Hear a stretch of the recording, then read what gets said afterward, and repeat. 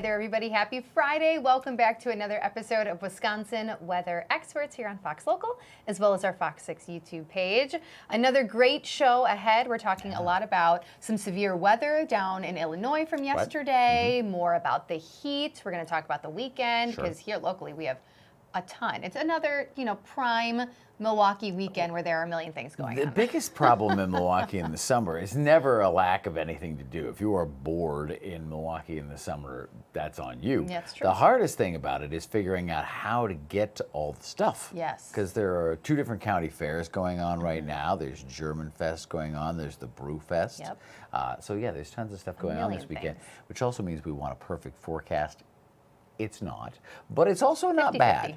It's not too bad. And I think if you pick your spots on Saturday, you'll be all right. Agreed. We'll have our regional outlook coming up for you in just a bit. But yes, yesterday was a much busier day. Just to our south, I want to take you first to Lamont, Illinois. Some of the storms there yesterday. See some pretty significant damage. Rather large tree came down, covered up the road there, and blocked traffic. Looks like it put some stress on those power lines as well. Took a few of those power lines down.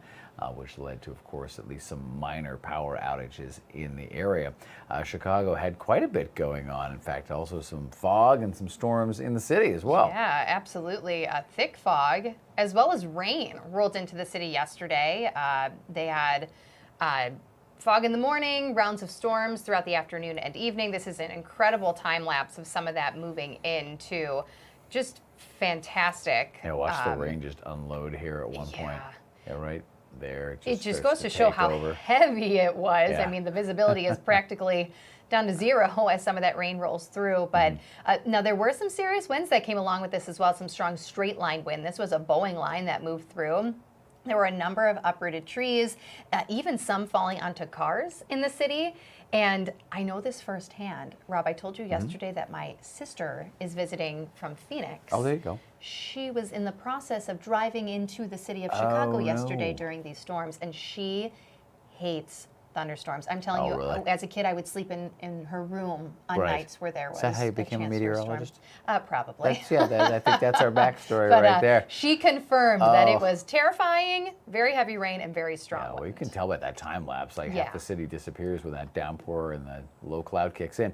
From there, we go to Kansas City. One of our Fox weather associates there taking this out of the plane window, going from one assignment to the other. This is Robert Ray, who's all over the place on Fox Weather. You can check him out. And this is from Kansas City. First shot there was from 25,000 feet up out the window of the plane, over some storm clouds, and then some heavy rain in the later evening hours there, around 10:30. It just absolutely unloaded. And of course, Kansas City, along with the rest of us, have been sitting in this hot, humid air, this heat dome for a while. So when that breaks, when that pops, and you start tapping into all of that moisture, it absolutely comes down in buckets. Now, we were in Tampa yesterday with some video. This is a different video out of Tampa. Oh, yeah. You can see another shelf cloud rolling in. This is just the actual video, time-lapse video of it. Look at this. Just incredible. You're right. Yesterday we had that still shot image of it. So it's really cool to see the movement. And then you see the showers and the thunderstorms and the heavy rain that come along with it. Remember, the shelf cloud is out ahead of the actual storm itself. So it gets a little dicey there after that. And it must have been pretty windy too. Shook that camera. I think it actually adjusted it on its moorings there a little bit. Yeah. So, some pretty impressive situations there. And then we always try to end on a positive note. We've got an incredible sunrise time lapse to share with you as well. Oh my goodness. In Oklahoma. Beautiful. I mean, we get some pretty impressive sunrises here, no doubt. But Oklahoma is definitely showing us some interesting pictures there. It was slugged or titled Fluorescent Sunrise in our rundown. And I think that's pretty accurate. It's got kind of a fluorescent glow to it. Yeah, almost some crepuscular rays too out of that main cloud. Coming in from the behind the cloud. Almost looks like there's a few out there. Oh, I love a good sunrise and There you sunset. go. Those colors are just amazing. And I'm sure we'll get some great shots like that over the course of the weekend, but we have a lot going on. So without further ado, let's dive right into our regional outlook here. Yeah, let's do it. We're getting a break from some of the high heat and humidity today, but not the same story across the rest of the U.S. There are plenty of spots still, especially south. I mean, this is at least day 3 of these heat headlines south of us. And then you can see the East Coast too. They are dealing with numerous showers and not showers and thunderstorms, heat headlines right now between the heat advisories and look at near New York City, and then as well as parts of North Carolina under that excessive or extreme heat warning right now. Also worth mentioning, we're already looking ahead to the next round of heat and humidity out west. Parts of South Dakota are under a heat advisory for Saturday. So it just goes to show that we have another round of some really hot and humid conditions that arrive here locally in Wisconsin Sunday into Monday. So we get the break from it today. We start to heat up a little bit tomorrow, though the rain may help us out. And then Sunday and Monday, bam, we're right back to 90s. You can see the forecast highs out east and down towards the south. So the spots that are under those heat headlines for good reason. I mean, air temperatures themselves in places like Charlotte and New York and even Atlanta in the 90s today. Dallas, it's very possible, as well as surrounding areas, topping out in the triple digits. Now here in Wisconsin, we're going to enjoy some 70s and some 80s. Now yesterday we were in the 80s too, so some inland spots aren't going to see too big of a drop of temperatures for today. But the biggest change is going to be the fact that we have a lake breeze kicking in eventually, and that very well could keep some lakeshore communities in the upper 70s, a little bit below average potentially, but we'll take it as a win after what was two-day stretch of pretty hot and sticky weather. Now, speaking of the sticky, though, dew points aren't going to drop terribly today. They'll be in the 60s, which is, significantly lower than the last couple of days, but it's also still muggy. And then we'll continue to see those dew points rising through the weekend, eventually getting back to 70s Monday, Tuesday. And after a cold front passes next week, potentially Tuesday, we will see dew points and temperatures dropping by the middle of the week. We could be back to those 50-degree dew points and 70-degree temperatures by Wednesday. So something to look forward to if this is not the type of weather that you enjoy. Now, temperatures the next couple of days, so today into tomorrow, will still be right around or just above average in the low 80s, though today lakeshore communities will be a little cooler. Then we get really hot again Sunday into Monday with those highs back to 90s, and we very easily could see heat indices closing in on triple digits again. Just think of it as a copy and paste of what we just experienced. And then Tuesday still muggy. Wednesday, after that cold front, we should cool things down a little bit. Now, we have a high pressure system up towards the north. It's starting to push all those clouds down south, so a good chunk of the state enjoying sunshine, as well as parts of Minnesota and the upper plains. But then we have the stationary boundary, and this is what moved through our area yesterday as a cold front. Now it's creeping its way northward right now, so I do think it'll still be enough to maybe pop a stray shower or thunderstorm near the Illinois state line, likely south of us in Illinois, but southern Wisconsin will still be close, especially in those far southern communities. It may also just keep a few clouds in the vicinity, but most of the thunderstorm activity is actually out east, and especially across some of those New England states. We'll have to watch out west today for more developing thunderstorms. You can see a few of them across the Dakotas as we speak, but here we should get a little bit of a break. As far as the severe threat goes, there are a handful of communities that are in either a marginal or a slight, but there's no huge threat for severe weather across the country today. Watching what develops across the Dakotas, and then again, that stationary boundary towards the south over to the East Coast. And then Saturday, we have a marginal risk just south of us. So Illinois up to the Wisconsin-Illinois state line, we are not included in it. We will still have that cluster of storms rolling through maybe mid-morning through early afternoon, but I do think the better chance for some of the stronger stuff will be south of us, and even that is looking pretty low at this point. Also another area of marginal risk out towards the west. And then for Sunday, you'll notice that we are included in a marginal risk. It's looking a lot more likely that we see an area of thunderstorms developing late Sunday evening and moving through Sunday night through southern Wisconsin. So most of us will be sleeping as that rolls through, but that is a possibility, and that's why we have that marginal risk. I think I forgot to put pause points in here, so sorry that it's continually moving, but maybe Saturday, since Saturday is more important for our weekend forecast. You can just leave it right there. So you'll notice that we're going to see this area of rain developing in Iowa later on tonight, starts to move through maybe mid-morning tomorrow through your early afternoon. So I think after 2-3 p.m. we should have dry time, and then as we're initially waking up Saturday, a little bit of dry time. Just make sure that in-between point, if you have anything outdoors, you have your rain gear, or you have a way to hop inside in between some of those showers. And then quickly, Rob, you can just go right down to Sunday night if you want to, because I think we'll see this area of thunderstorms developing in northern Wisconsin, and then the possibility that this pushes through southern Wisconsin here during our overnight hours, and then gone by early Monday morning. But that does also mean that Monday now is trending dry. So also some good news there. All right, I'm going to try to advance to our next graphic, Rob, because I think it's just the wildfire smoke, and we can end it there. There you go.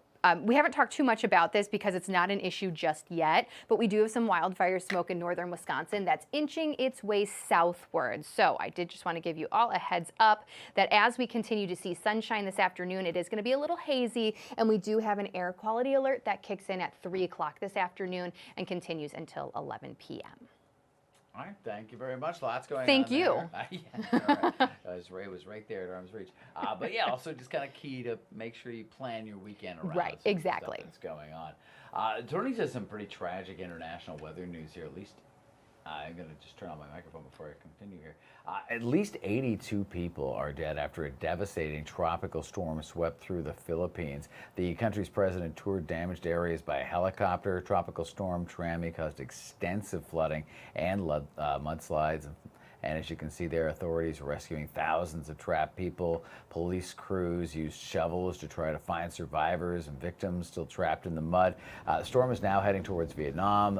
Forecasters warn that high-pressure winds and other factors could mean the storm turns back toward the Philippines, though, if the upper-level steering there changes. So it's something we'll continue to watch. But some dramatic video there coming out of the Philippines. Yeah, absolutely. Talk about flooding. Oh, my goodness. Well, my gosh, yeah. We're hoping for the best. And finally, in this block, awesome time lapse from the Mount Washington Observatory. Oh, wow. Take a look at this. This is from Mount Adams. Oh, I could watch this all day. So that's basically just a cloud redeveloping and moving over the higher elevation of that mountain, and it is just fascinating to me. Yeah, if you ever wanted like a visual to go with the concept that our atmosphere behaves in many ways like a fluid, this is perfect because it almost looks exactly like the waves crashing in along the rocky shore down at like Bradford Beach or something, right? Absolutely. You see it cresting over, and then right at the end of there, it kind of comes up the other side as well. So yeah, it's a visual to kind of go with that concept, but you're right, I could watch this for hours. They posted that on their X account, and I immediately had to get it into the show. There you go. I appreciate the visual. diligence, and I'm sure your viewers do as well. All right, stick around. We still got a lot going on here. We're going to talk a bit more about this hot, sticky stuff, maybe take you down to the beach. You're watching the Wisconsin Weather Experts right here on Fox Local and the Fox 6 YouTube channel.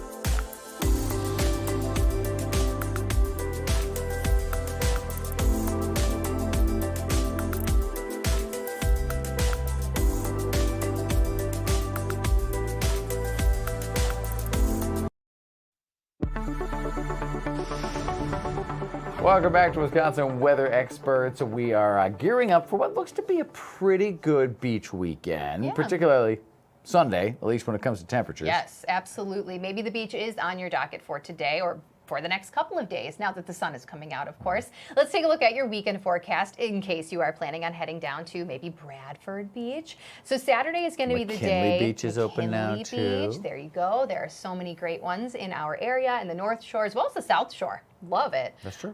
Temperatures will cooperate both days. It will obviously be much hotter come Sunday. So that's probably going to be the pick day of the weekend to get down to the water. Saturday, early in the morning, we should wake up dry, but I do think we're going to have this period of time, maybe mid-morning through early afternoon with some showers and thunderstorms. So like Rob said, if you plan accordingly, maybe wait until late in the day Saturday to go down to the water. So you don't have to deal with any of these showers and thunderstorms. Right. This is just where we pitch our app, right? Like keep the app handy, make sure it's set for where you're at to get the location set properly, and that way you'll get the push alerts and things like that if you need to kind of move inside. And I will say one note, we've encountered a bit of a glitch with some folks. Oh, yes. If you put your locations in there, like routine places, like up north, whatever, that you've been at off and on for years, you may have to flush those out and relocate yourself because there's this weird glitch where it doesn't actually give you the proper forecast sometimes if you use locations that have been stored in the app for more than a few months. I think something with one of the updates probably glitched out on that. And hey, if you want a little road trip, I was just up at Kohler Andre State Park. Oh, goodness, gorgeous. Went to see a little Shakespeare in the Park thing there with my daughter who loves theater, which was awesome. And we spent some time on the beach. Spectacular. Yeah. I hadn't been there in a very long time. I forgot how great it is. So check that out. It's just a little road trip up to Sheboygan County. And speaking of the beach, all of this, of course, weather that Steph was just talking about would be great. If you want to stay safe, though, there are a few things that you can do to stay safe and stay cool. Seek some shade out. I know you went there probably for some sun, but don't spend the whole day in the sunshine. When it comes to being at the beach, we tend to drift towards often different directions. You want to make sure that some of that is shaded. To use some natural shade, maybe under a tree or a nearby building. Bring an umbrella, whatever works for you. It'll help to give your body just a little break from the constant sunshine, and it's more sunshine than you're used to because it's an open space. There's no natural shading there necessarily. Stay hydrated. Fancy way of saying drink a lot of water. The sun is shining on you. Those waves are going, and it's a perfect time for you to just sit back, relax. Maybe make yourself a little, lemon water or something like that. Cucumber water, be fancy. Dehydration, though, can actually lead to some pretty serious consequences like heat stroke, so it is definitely necessary to replenish your fluids that you lose through sweating. You maybe want a little snack at the beach where you can try eating fruits like watermelon, pineapples. Those are good hydrating fruits. They have a high water content that can help you stay hydrated. Some people, like myself, would often kind of forget to bring those other cooling accessories. So you can, if you want. You've got the little neck fans or those cooling towels. Those are kind of fun. They're like you soak them and then you kind of snap them and then they keep you cool. You put them around your neck. There's misting sprays. They've got some essentials there for the beach. Last but not least, go ahead, dip your feet in the water. I mean, what the heck? That's what the beach is for, right? Staying cool and having fun. But don't just rely on the water to keep you cool. In fact, sometimes you forget that, you might feel cool, your body cools down because you've got a portion of it in that cool water, but there's a portion of it not. Right. So you may be getting sunburn for one thing, and you're still getting exposed to the heat for your, neck up or whatever. Yeah. So. Those little neck fans, those are handy. They look a little weird. At first I was like, oh my, what is happening to society? But yeah, everybody's got one now, and we picked one up at the Summerfest from I can't remember the name of the company now, but they were the ones that did the actual point of purchase stuff. And they really good. Yeah. They work. I need to get one. So they're pretty cool. Check that out. All right, stick around. Still got a little bit more about a purple snail, so don't go anywhere.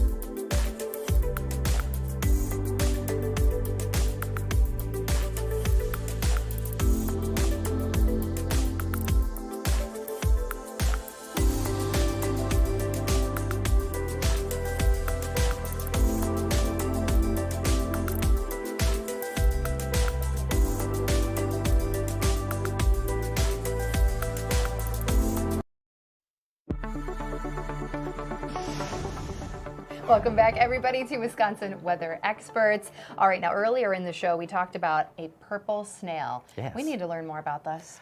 I didn't even know this was a thing, but apparently there is such a thing as a purple snail, and there was a rare sighting in Southern California. It's a bright purple sea snail, and it actually has been washing up along the La Jolla shores. Fox's Delaney White has more on this rare species of snail. I thought, oh my gosh, no way. I had never seen one in person. Anya Steiner, a fifth-year PhD candidate at the Scripps Institution of Oceanography, is no stranger to sea creatures. In late June, while walking along La Jolla shores, she spotted something unusual. I thought, what? And I looked a little bit closer, and it was actually one of those violet sea snails, which I recognized from my studies. These bright purple creatures, called Janthina, The ones I collected actually had egg sacs. float on the surface of the sea using a mucus bubble raft. They're rarely seen here and usually stay in tropical or subtropical waters. They're darker on the top so that a seabird who is like flying above that might want to eat the Janthina couldn't see it, and then they're like a lighter purple below so that a fish looking up from below might have a harder time spotting. The unassuming purple snails feed off marine life. This is the Velella And are vicious predators, the Velella and the Portuguese man-o-war. and are oftentimes prey of the violet snails. But harmless to humans, according to Steiner. Most beachgoers have seen pictures of the elusive sea creatures, but haven't seen them in person. I've heard of them. I've seen them either on the news or social media. It is cool, but it also makes me wonder why they're showing up. La Jolla Shores tour guide Robbie DePau says he saw the sea snails in San Diego circulating on social media, but wasn't sure he believed it. A bit of a hoax, yeah. I didn't, because I've never seen them before. I've been working on this beach for about 2 years and never seen anything that color purple. But no, they're real. Steiner says she thinks they're washing up on La Jolla shores due to a patch of warmer water offshore that's made its way into the cove. These violet sea snails haven't been spotted on San Diego beaches since 2015. Which is when we had both an El Nino event and a warm blob of water that sort of combined, and it was this massive marine heat wave. However, you're unlikely to catch a glimpse of these rare snails on California beaches again anytime soon. The waters are back to their cool California current waters that are actually coming down from the north. So it would be unlikely to find them. Wow.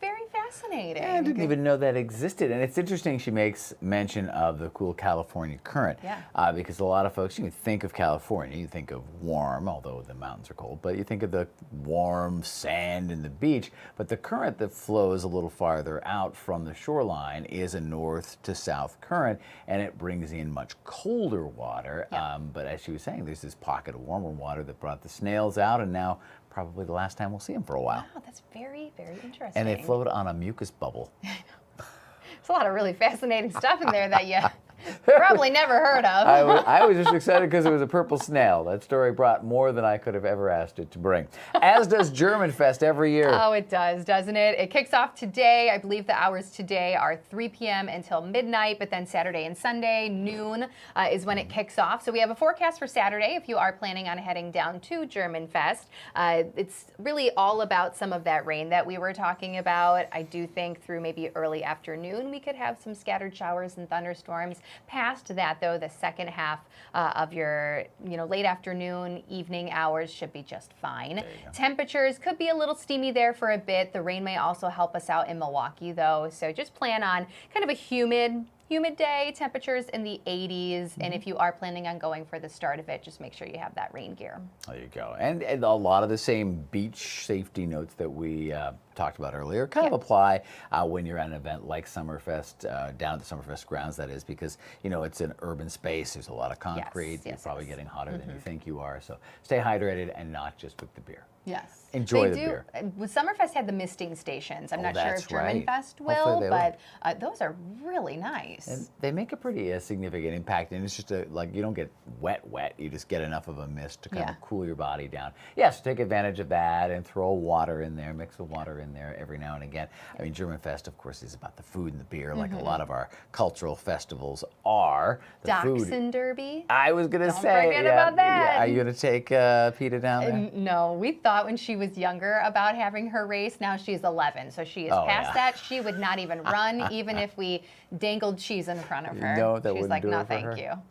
All right. Well, yes, go definitely check out German Fest. There's, of course, Washington County State, I keep saying state, County Fair, and then there's the Racine County Fair, and the list goes on and on. There's Brewfest, definitely so many things. But definitely stay tuned with the Fox 6 Storm Center app. Make sure the push alerts are set. And if you ever have a question, a concern, maybe you take a great picture at one of these events this weekend and you want to share it with us, just hit up that QR code right there, or you can also send pictures through the Fox 6 Storm Center app. Have a great and safe weekend, everybody.